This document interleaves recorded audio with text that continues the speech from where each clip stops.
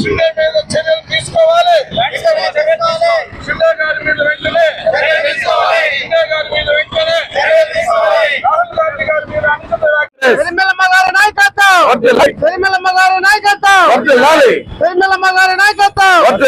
జై కాంగ్రెస్, జై కాంగ్రెస్. షిండేని అనుచిత వ్యాఖ్యలు చేసినటువంటి షిండేని, రాహుల్ గాంధీ గారిపై అనుచిత వ్యాఖ్యలు చేసిన షిండేని అరెస్ట్ చేయాలి. షిండేని అరెస్ట్ చేయాలి. షిండేని రద్దు చేయాలి. ఎమ్మెల్యే పదవిని రద్దు చేయాలి. ఎమ్మెల్యే పదవిని రద్దు చేయాలి.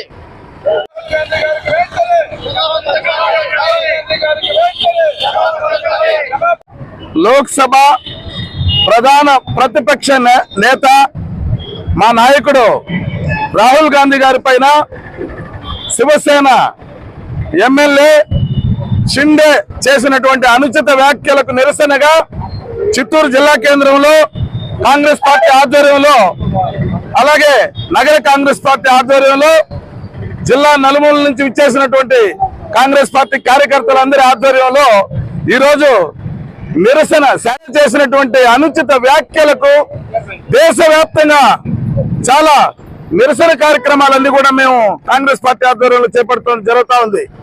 ముఖ్యంగా వారు బీజేపీ అండ చూసుకుని శివసేన ఎమ్మెల్యే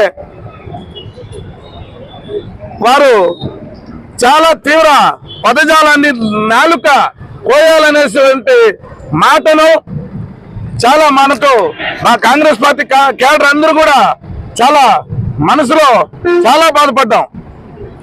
అంటే ఈ మనం ప్రజాస్వామ్యంలో ఉన్నామా అనేటువంటి అనుమానం కూడా వ్యక్తం అవుతోంది. ఒక ప్రధాన ప్రతిపక్ష నేత అయినటువంటి రాహుల్ గాంధీ గారికి అలాంటి వ్యాఖ్యలు చేస్తే ఇలా సామాన్యమైనటువంటి మాలాంటి కార్యకర్తలకు రక్షణ ఉందా అనేసి ఒక విధమైనటువంటి ప్రశ్న మాకు మొదలవుతా ఉంది. ముఖ్యంగా ఈ బీజేపీ ప్రజా వ్యతిరేక విధానాలను ఎండగట్టేందుకు రాహుల్ గాంధీ గారి నాయకత్వంలో, మల్లికార్జున ఖర్గే గారి నాయకత్వంలో దేశవ్యాప్తంగా ఆందోళన కార్యక్రమాలు ఉధృతం చేస్తూ ఉన్న తరుణంలో ఇలాంటి వ్యాఖ్యలు చేయడం ప్రతిపక్ష అలాంటి బీజేపీ కానీ శివసేన కానీ సిగ్గుచేటనేసి ఈ సందర్భంగా తెలియజేస్తా ఉన్నాం. మనం ప్రజాస్వామ్య దేశంలో ఎవరికైనా ప్రజల తరపున ప్రశ్నించే హక్కు ప్రజాస్వామ్యంలో ఉంది. అలాంటి ప్రశ్నించే గొంతులను నొక్కే ప్రయత్నం బీజేపీ ప్రభుత్వం చేస్తూ ఉంది. అలాగే బీజేపీని విధానాలను అనుసరిస్తున్నటువంటి కొన్ని తోక పార్టీలు కూడా అదే బాటలో పోవడం, వారు చేస్తున్నది అన్యాయమని ప్రశ్నించకపోవడం ఈ పార్టీలకు కూడా చాలా సిగ్గు చేటనేది ఈ సందర్భంగా తెలియజేస్తా ఉన్నాను. ముఖ్యంగా ఈ మోడీ ప్రభుత్వం ఎలా తయారవుతోందంటే, ఒకప్పుడు తాలిబాన్ అలాగే మన గడాఫీ ఇలాంటి వారిని గుర్తు చేస్తా ఉందనేది ఒక అనుమానాలు కూడా మాకు వ్యక్తం అవుతా ఉన్నాయి. అంటే ప్రజాస్వామ్యంలో ప్రశ్నించే వారు ఉండకూడదా? ప్రశ్నించే వారికి ఇచ్చే మర్యాద ఇదేనా? వారి ఎమ్మెల్యేల ద్వారా తిట్టించడం మోడీ ప్రభుత్వానికి ఇది తగదనేసి కూడా ఈ సందర్భంగా తెలియజేస్తా ఉన్నాం.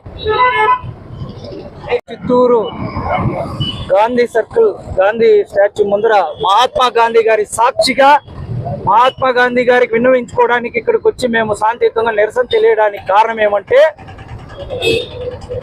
మహారాష్ట్రలోని శివసేన షిండే వర్గానికి చెందిన ఎమ్మెల్యే ఒక అతను రాహుల్ గాంధీ గారి నాలుక కోసి తెచ్చిన వాళ్ళకి 11 లక్షల రూపాయలు డబ్బులు ఇస్తానని చెప్పి తీవ్రమైన వ్యాఖ్యలు చేయడం జరిగింది.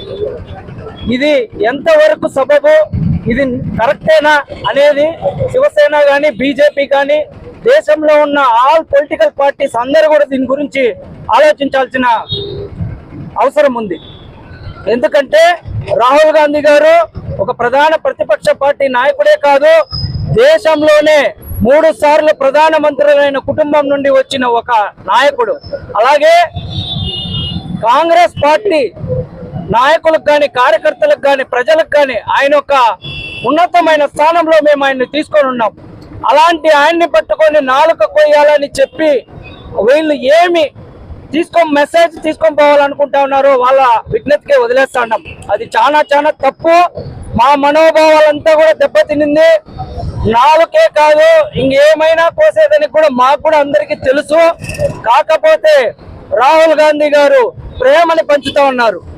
విద్వేషం కాదు, ద్వేషం కాదు, ప్రేమని పంచుతా ఉన్నారు. ప్రేమ అనే దుకాణాల్లో ఆయన మునిగి తేలుతా ఉన్నారు. అలాగే ఎక్కడ నుండి కాశ్మీర్ నుండి కన్యాకుమారి వరకు ఆయన పాదయాత్ర చేసిన అప్పుడు ప్రతి ఒక్కరికి కూడా ప్రేమని పంచాలని నేర్పిస్తా తిరుగుతా ఉన్నారు. కానీ వీళ్ళు విద్వేషాన్ని రెచ్చగొట్టి మతాల మధ్య, కులాల మధ్య చిచ్చులు పెట్టి ఎలక్షన్లకు పోయినారు. ఎలక్షన్లలో దారుణమైన దెబ్బతిన్నారు. మిగిలిన పార్టీల్ని కూడగలుపుకొని ఈరోజు అధికారంలోకి వచ్చారు. కానీ ఇంకా కూడా వీళ్ళ బుద్ధులు మారలేదు. ఇప్పటికైనా మీ బుద్ధి మారకుండా మీరు ఇలాగే ప్రవర్తిస్తా ఉంటే రాహుల్ గాంధీ గారి మీద కానీ, కాంగ్రెస్ పార్టీ కార్యకర్తల మీద కానీ, కాంగ్రెస్ నాయకుల మీద కానీ ఇంకొకసారి ఎవరైనా అసంబద్ధ ప్రేలాపనలు చేశారంటే గట్టిగా బుద్ధి చెప్తామని చెప్పి చిత్తూరు కాంగ్రెస్ పార్టీ తరఫున మీకు హెచ్చరిస్తా ఉన్నాము. ఖచ్చితంగా